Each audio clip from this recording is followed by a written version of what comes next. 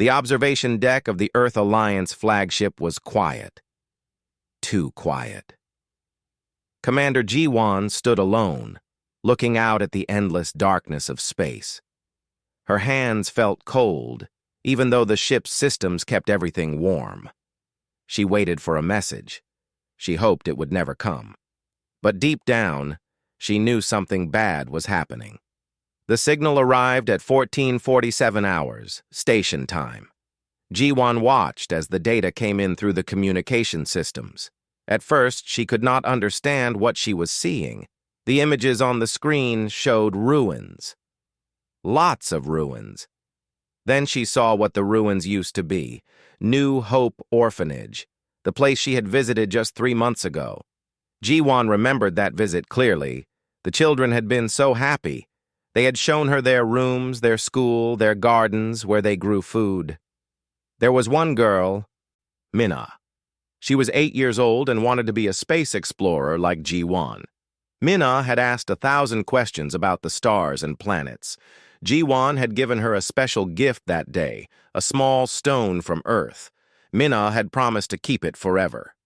Now the building was gone. Nothing remained but broken metal and burned stone.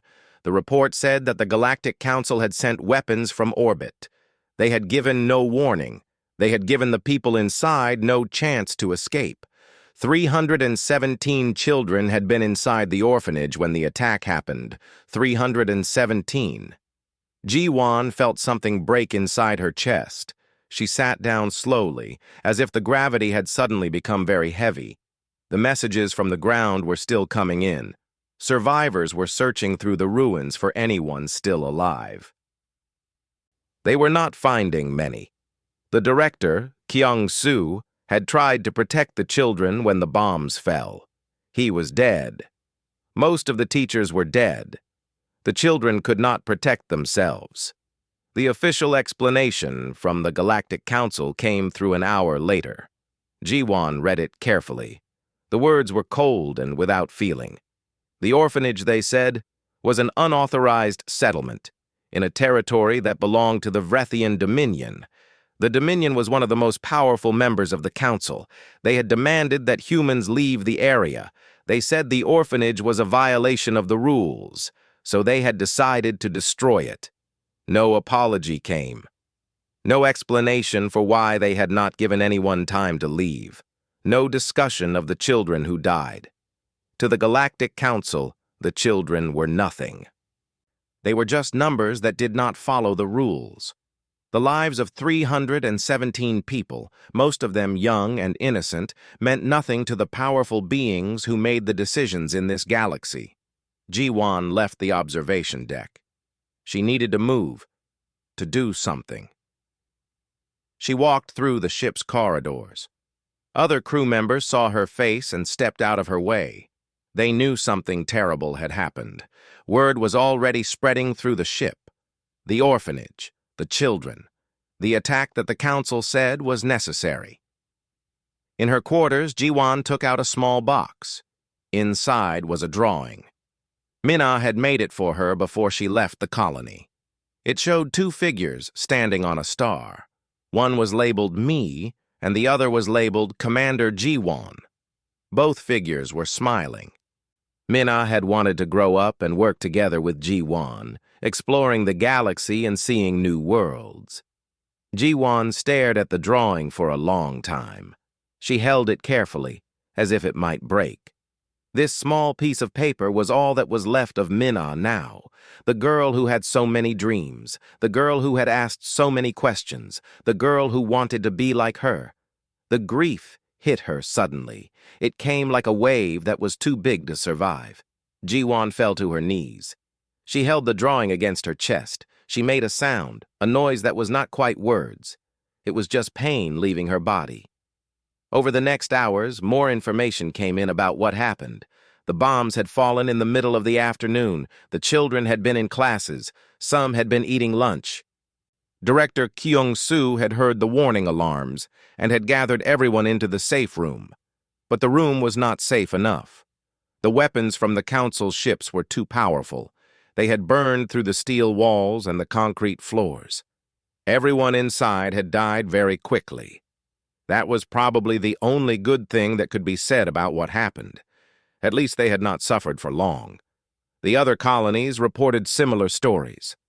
Humans had been living on Kepler 452b for only 15 years. They had built farms and homes. They had made lives for themselves on a world that no one else wanted. The orphanage had become a symbol of hope. Children without families could come there and find people who cared about them. They could grow up and build the future. Now that hope was gone. Jiwan sat with this knowledge through the night. She did not sleep. She did not eat. She just sat in the dark with Minna's drawing and tried to understand how the world worked. In this galaxy, the strong could do anything they wanted. They could decide that entire colonies should not exist. They could destroy orphanages full of children. They could say it was necessary, and no one could stop them. But something was changing inside Ji-won. The grief was becoming something else.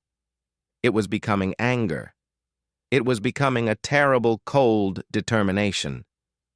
She thought about all the children who would never grow up. She thought about Min-ah, who would never become a space explorer. She thought about the dreams that had been burned away with the buildings. By morning, Ji-won had made a decision. She did not know yet what shape this decision would take, but she knew that humanity could not simply accept what had happened. The Galactic Council had made a statement with their weapons. They had said that human children did not matter. They had said that human lives were nothing. Humanity would have to respond. They would have to show the Council that humanity was not something to be ignored.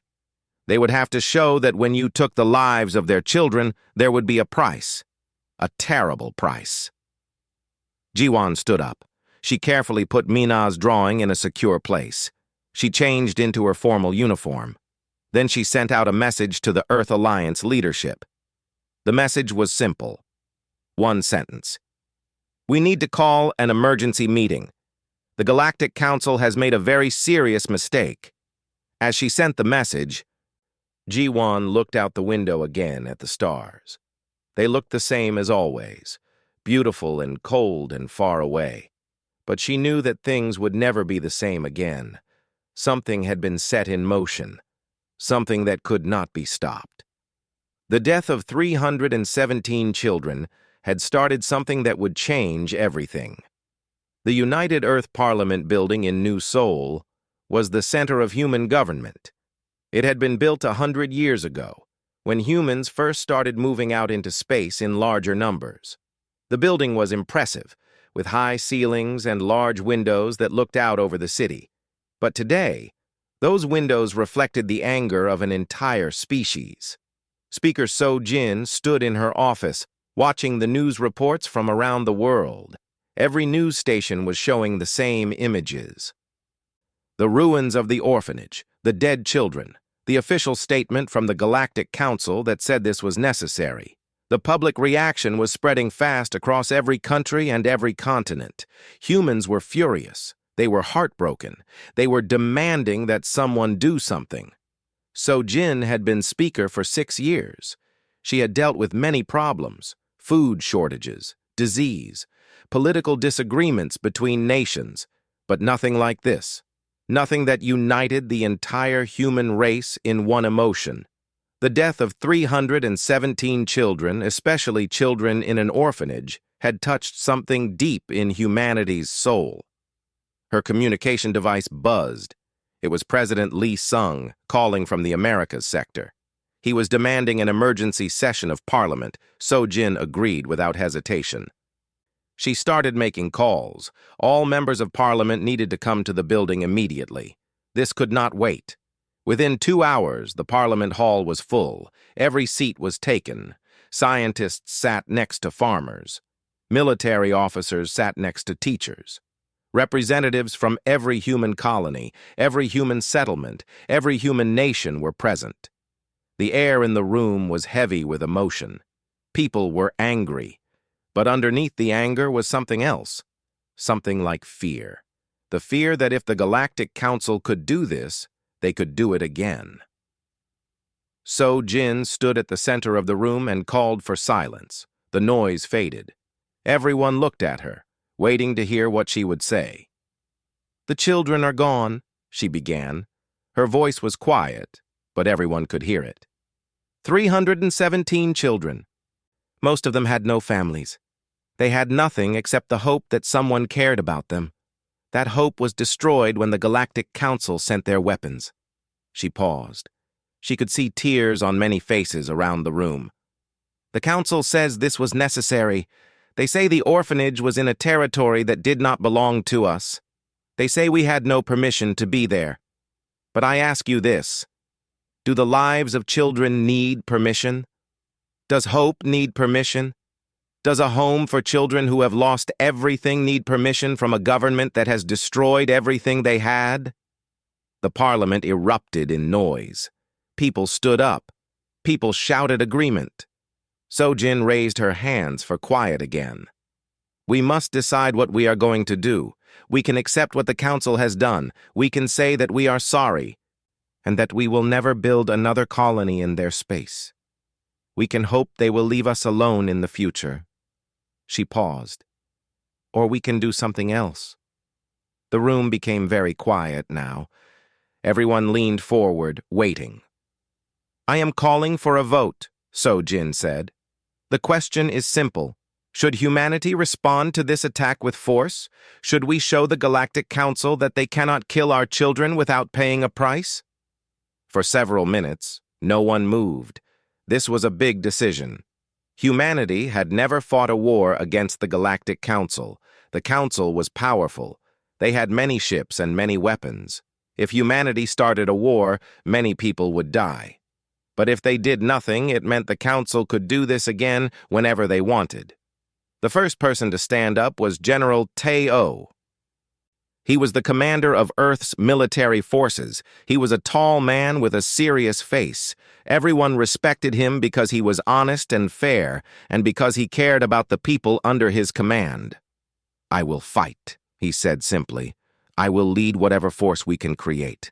But I want everyone to know that war is terrible. People will die. But sometimes doing nothing is worse than fighting. Sometimes you have to make a stand." After Teo stood, other people began to stand. Scientists, teachers, farmers, workers, soldiers. One by one, the representatives of all humanity stood up. By the end, everyone in the Parliament Hall was standing. Some were crying. Some looked determined. All of them understood that they were making a decision that would change everything. The vote was called. The result was clear. The vote was not even close. Humanity would respond. Humanity would fight. After the vote, Sojin called Teo to her private office. He came immediately. The two of them had worked together for 6 years, and they trusted each other. "I know what we just decided," Sojin said to him. "But do you know how we can win against the Galactic Council? They are much more powerful than us." Teo nodded. He had already been thinking about this. "There is one person who might be able to help us," he said. "Dr. Nari. She is the smartest scientist in the human race. Years ago, she was working on a secret project. She was studying stars and gravity. She was trying to understand how to manipulate stellar objects." Sojin's eyes widened. She had heard rumors about this. "What was the goal?" she asked. "The goal was to create a device," Teo said. "A device that could cause a star to collapse. A weapon that could destroy an entire star system. It was just a theory. Everyone thought it was impossible. But if anyone could make the impossible happen, it would be Nari." Sojin sat back in her chair. This was a very dangerous idea. A weapon that could destroy an entire star system. That would kill millions of people. But the Galactic Council had shown that they would kill children without thinking about it. Perhaps humanity needed a weapon so powerful that the Council would never consider attacking them again. "Bring her here," Sojin said. "We need to speak with her." 2 hours later, Dr. Nari was standing in Sojin's office. She was a woman in her 60s with gray hair and intelligent eyes. She had spent her entire life studying science. She understood mathematics and physics better than almost anyone alive. When Sojin told her what they wanted, Nari did not speak for a long time. She stood very still, thinking about what she had been asked to do. "The device is theoretically possible," she finally said. "I have the calculations, I have the designs, but making it real would be very difficult, and using it would mean killing millions of people." "I know," Sojin said, "but the Council killed 317 children. They would do it again if we do not stop them." Nari looked at the image of the orphanage ruins that was still showing on the screen. She thought about what it meant to be a scientist. She had always believed that knowledge should be used to help people and improve the world, but sometimes to protect the innocent. Sometimes scientists had to create things that were frightening. "I will do it," Nari said quietly. "I will build the device. But I want the world to know why I am doing it. I want the world to remember that this was not my choice alone. The Galactic Council made this choice when they destroyed the orphanage." Sojin nodded. She reached across her desk and took Nari's hand. "Thank you," she said. "Thank you for having the courage to do what must be done." As Nari left the office, she felt the weight of what she had agreed to. She was going to build a weapon that would destroy an entire star system.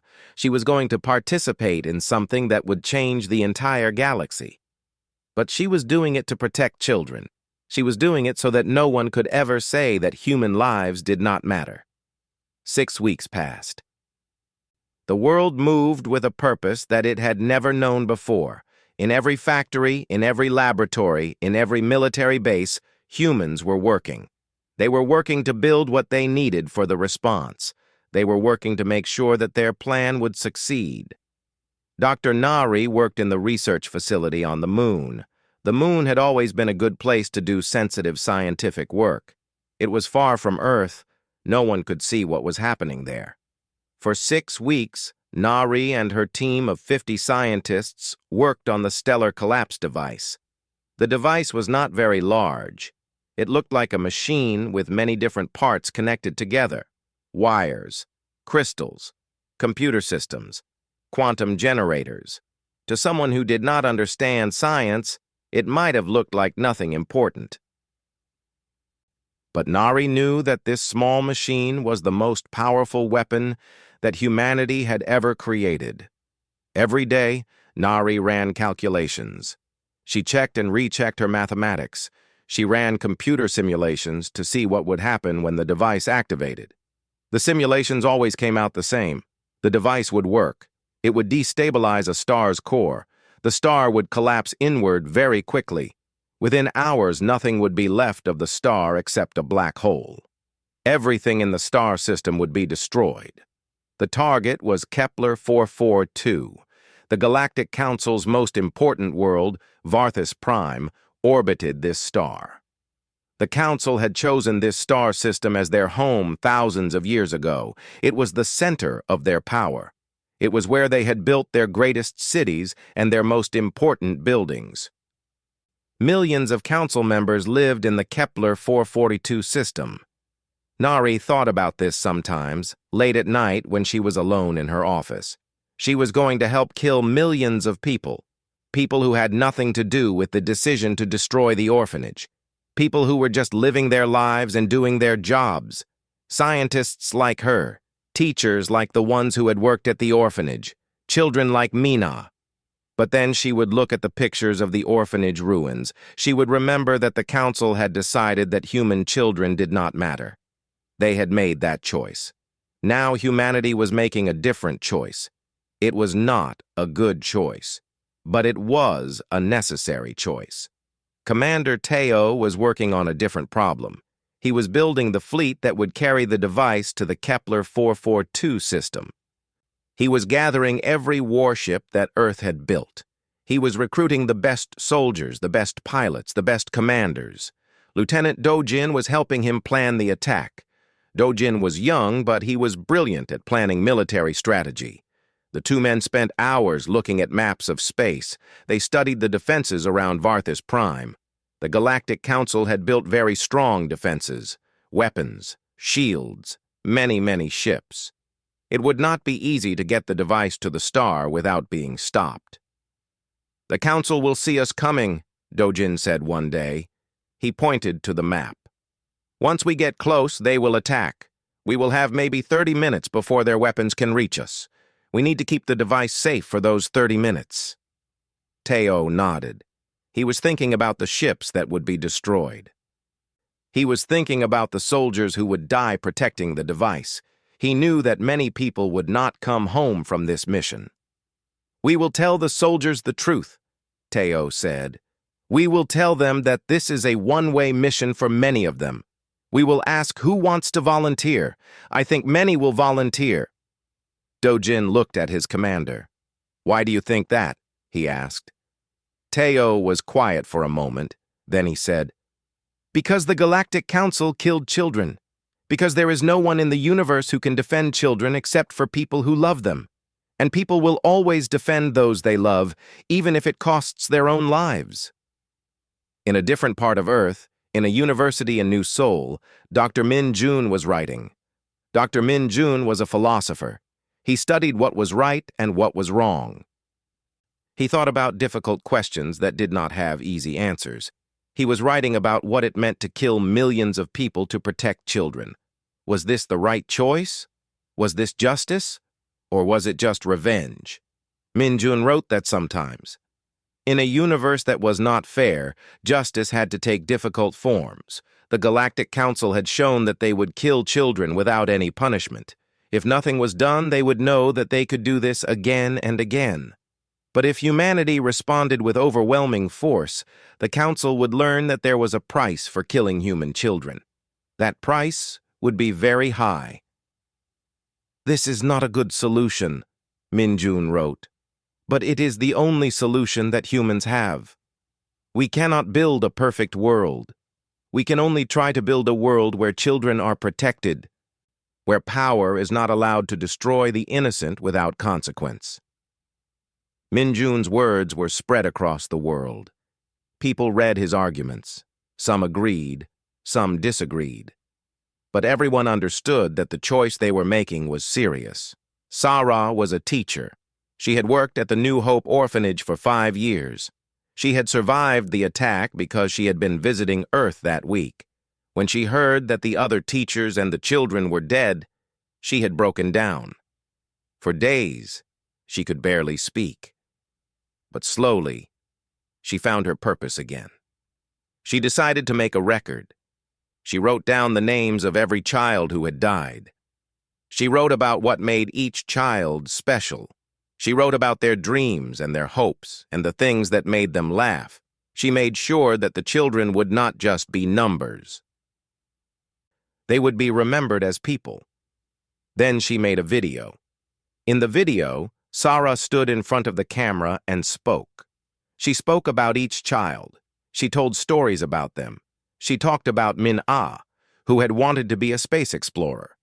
She talked about another child, Kyu Sung, who had been very good at mathematics. She talked about Ho Jin, who had wanted to be a teacher so that she could help other children like herself. "The Galactic Council says these children do not matter," Sarah said at the end of the video. "But they were real. They were people. They had dreams. They had hopes. And they are gone now. But we will not forget them. We will remember them. And we will make sure that everyone in the universe knows who they were." Sarah's video was sent to every news station, every communication network, every place where humans lived. Billions of people watched it. Billions of people cried when they watched it. As the 6 weeks came to an end, humanity was ready. The device was ready. The fleet was ready. The soldiers were ready. The entire human race was ready to do something that would change the universe forever. On the last day before the fleet was going to leave Earth, there was a ceremony. All the soldiers came together. So Jin gave a speech. She talked about why they were going to do this. She talked about the children. She talked about justice. She talked about what it meant to be human. "We are going to the Kepler 442 system," she said. "We are going to do something that has never been done before. We are going to show that human lives matter. We are going to show that the Galactic Council cannot kill our children without consequences. Some of you will not come home, but you will be remembered forever. You will be part of the moment when humanity stood up and said, 'No more dead children, no more, never again.'" The soldiers stood in silence. They understood what they had agreed to do. They understood that many of them would die. But they also understood that they were doing something that was right. They were protecting those who could not protect themselves. They were standing up against an entire galaxy. They were saying that human children mattered. The fleet left Earth on a quiet morning. There was no parade. There was no celebration. The ships simply disappeared from orbit and jumped into faster-than-light speed, heading toward the Kepler 442 system. Billions of people on Earth watched the ships leave. Many were crying. They knew what this mission meant. They knew that many would not return. The journey through space took 3 weeks. The fleet moved in a pattern that the scientists had planned carefully. They wanted to arrive at Kepler 4A42 without being discovered. The Galactic Council had sensors and detection equipment, but Dr. Nari and her team had created something special. A shield that would hide the human fleet from the Council's sensors. As long as they stayed quiet and did not use their weapons, the Council would not know they were coming. Commander Teo spent the 3 weeks studying everything he could learn about the Kepler 442 system. He looked at every piece of information that humanity had collected. He studied the layout of the cities on Varthus Prime. He looked at the positions of the Council's military bases. He tried to understand how the Council's ships moved and how they fought.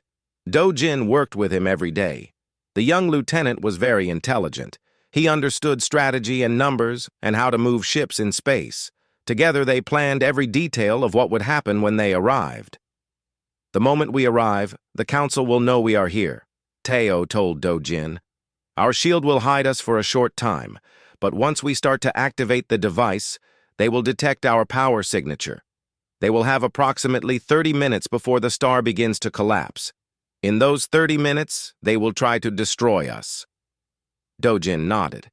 He had already calculated this. "We can protect the device with the ships," he said. "We will arrange the fleet in a circle around the device. When the Council ships attack, they will have to go through us first." "Many ships will be destroyed," Teo said quietly. "Yes," Dojin agreed. "Many ships, many soldiers. But that is what we knew would happen." In the physics laboratory of the flagship, Dr. Nari was also making final preparations. She had a small team of 5 scientists working with her. They checked and rechecked every system on the device. They tested the power generators. They verified the quantum calculations. Every number had to be perfect. If even one number was wrong, the device would not work. One of Nari's team members was a young scientist named Hyo-jin. She was only 28 years old, but she was very smart. One day, Hyo-jin asked Nari a question. "Do you feel sad?" Hyo-jin asked. "We are going to kill millions of people. Do you feel sad about that?" Nari was quiet for a long time before answering. "Yes," she finally said. "I feel very sad. But I also feel something else. I feel that what we are doing is necessary. The universe is not fair. The strong can kill the weak without punishment. But if we do nothing about that, then we are saying that the strong should be allowed to do anything they want. We are saying that human children do not matter. I cannot accept that. So yes, I feel sad, but I know that this is what must be done." Throughout the fleet, soldiers were thinking about what they would face when they arrived. Many of them had never fought a real battle before. They had trained for years, but training was not the same as real fighting.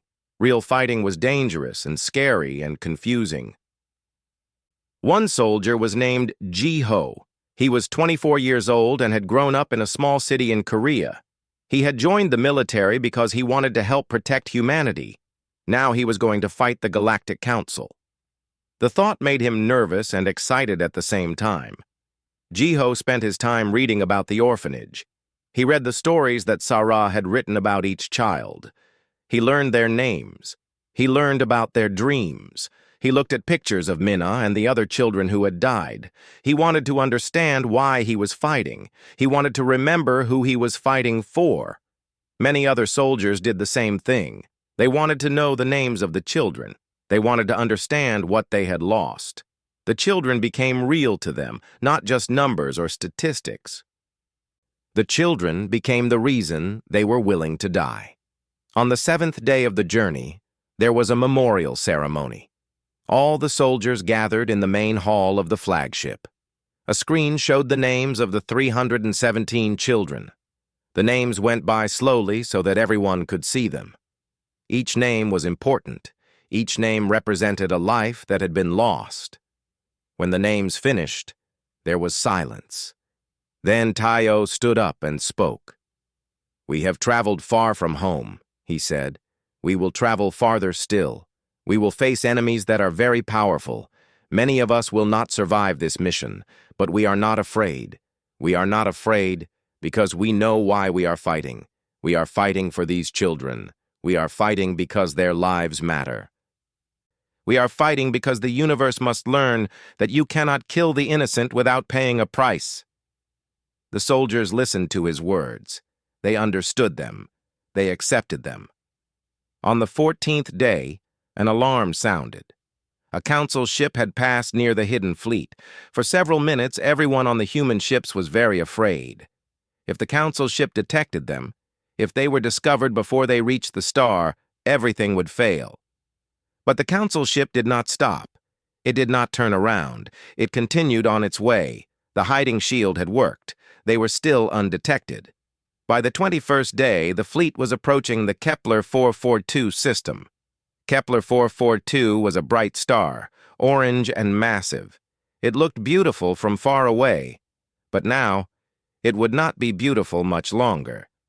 Teo gave the final orders. The fleet moved into position. The ships arranged themselves around the device in a protective circle. Every gun was charged. Every shield was raised to full power. Every soldier was ready.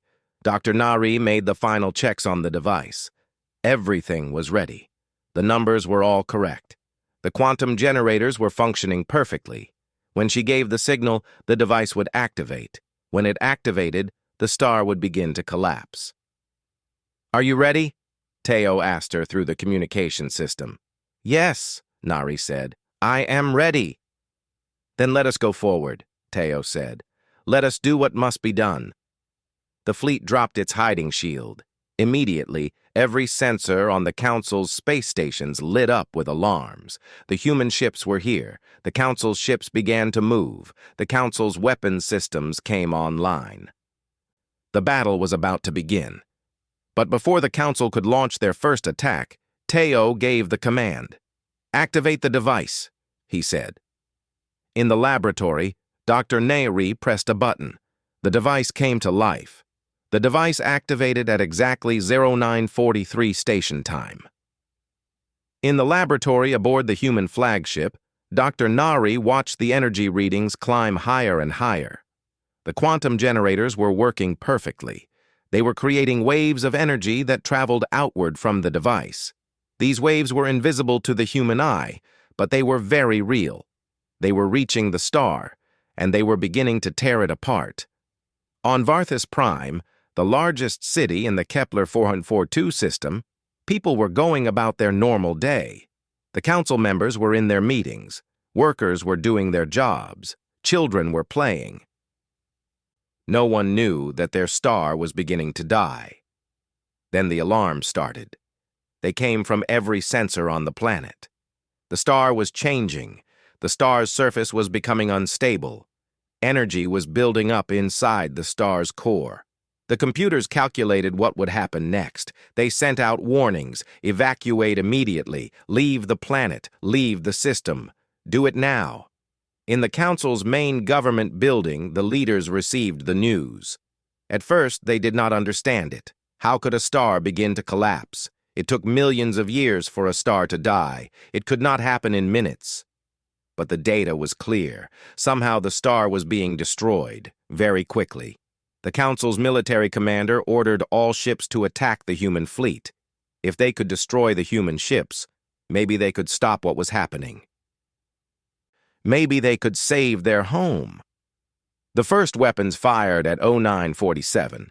Massive energy beams crossed the space between the council's ships and the human fleet. The beams were so powerful that they turned the darkness of space into bright light.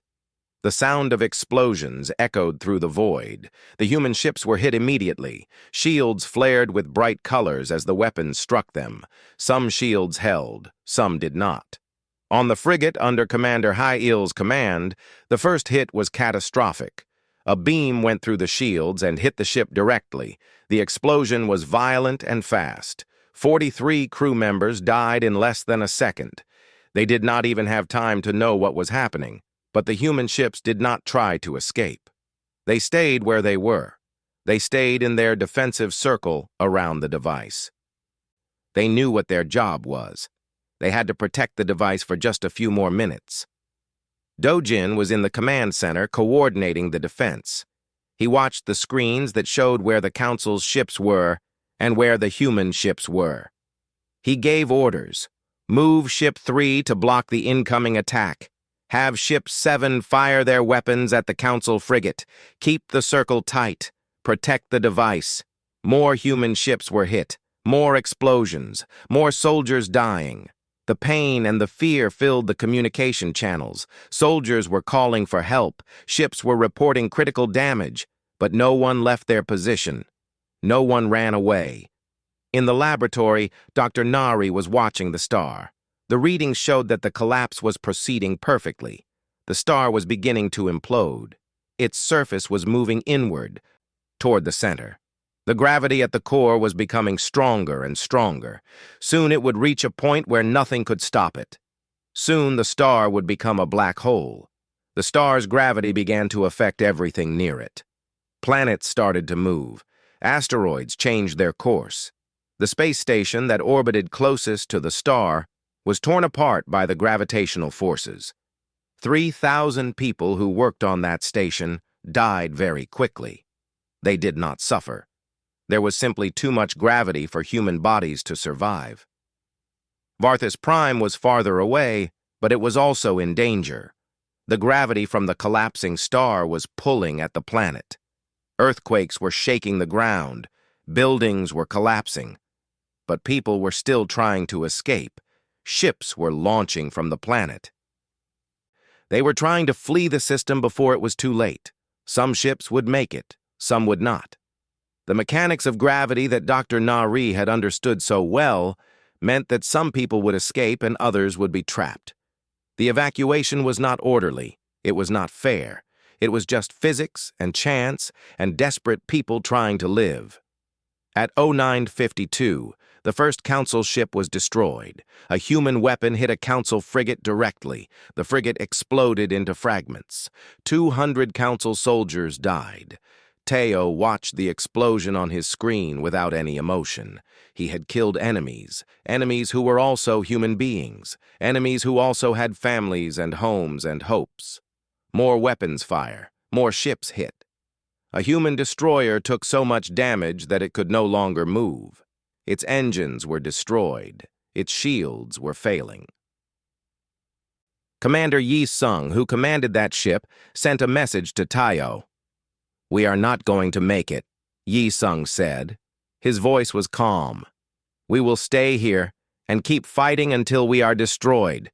We will buy time for the others. We will buy time for the device."